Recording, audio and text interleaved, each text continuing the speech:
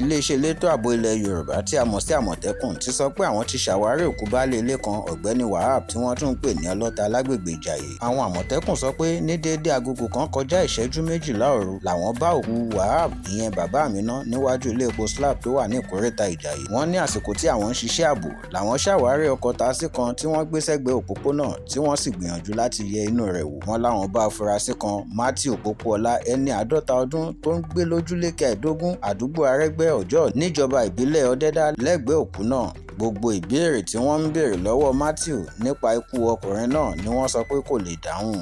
Agbègbè ìta Ògbóni tó wà ní Òkè Jeun ni wọ́n sọ pé olóògbé náà ń gbé kó tó di pé ó jáde láyé, bó tilẹ̀ jẹ́ pé kò sẹ́ni tó lè sọ pàtó irú ikú tó pa awakọ̀ taisi náà. Síbẹ̀ wọ́n lọ́rọ̀ ikú rẹ̀ kì í ṣojú lásán.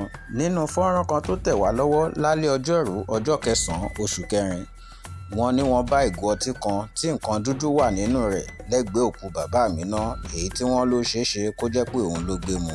Wọ́n ní ọkùnrin náà pọ̀ nǹkan lẹ́nu kó tó di pé ó dágbére fáyé.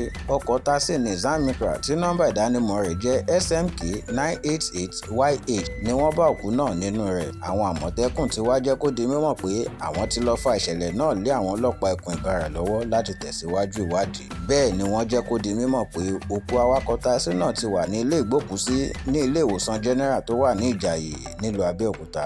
Bó tilẹ̀ jẹ́ pé a kò lè fìdí àṣírí ikú tó pa ọkùnrin náà múlẹ̀, síbẹ̀ àwọn kan sọ pé ó ṣeéṣe kó gbé májèlé jẹ fúnra rẹ̀. Sir, as at 00:51 during 57 hours during our night patrol, we found a Nizam Micra parked beside the road at Ìjàyè slab filling station roundabout.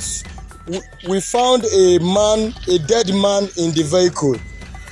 The man is lifeless, and it seems as if he vomited before he gave up the ghost.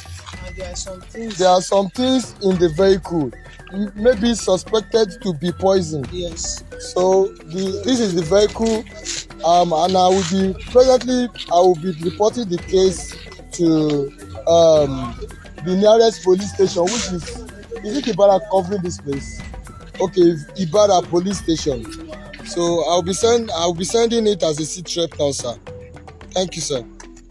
Awíkonko fún ìpínlẹ̀kẹ̀ òtítọ́ àti àwíjàre ẹ tẹ̀lé wa lórí YouTube, Facebook, Instagram, Twitter àti TikTok pẹ̀lú www.awikonko.com.ng.